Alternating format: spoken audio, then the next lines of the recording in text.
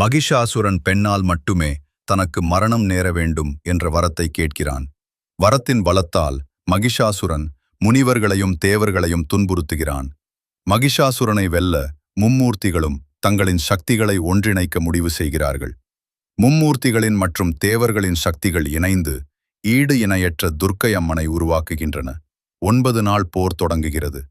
துர்க்கை அசுரப்படைகளை அழிக்கிறாள். இறுதி நாட்களில் மகிஷாசுரனுக்கும் தேவிக்கும் இடையே நேரடி போர் நடக்கிறது. 10வது நாள் விஜயதசமி. தேவி மகிஷாசுரனை சம்ஹாரம் செய்தாள்.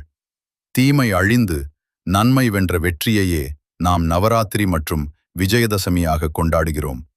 நவராத்திரியின் 9 நாட்களும் சக்தியின் 3 வடிவங்களை நாம் வழிபடுகிறோம்.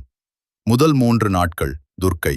நம்மிடமுள்ள தீய குணங்களை அழித்து மனதை சுத்தம் செய்ய வீரத்தின் தெய்வமான துர்க்கையை வணங்குகிறோம். அடுத்த 3 நாட்கள் லட்சுமி. சுத்தமான மனதிற்கு தேவையான நல்ல பண்புகள் மற்றும் செல்வத்தை பெற லட்சுமியை வணங்குகிறோம். இறுதி 3 நாட்கள் சரஸ்வதி. வாழ்வை வழிநடத்த தேவையான ஞானத்தையும் கல்வியையும் பெற சரஸ்வதியை வணங்குகிறோம்.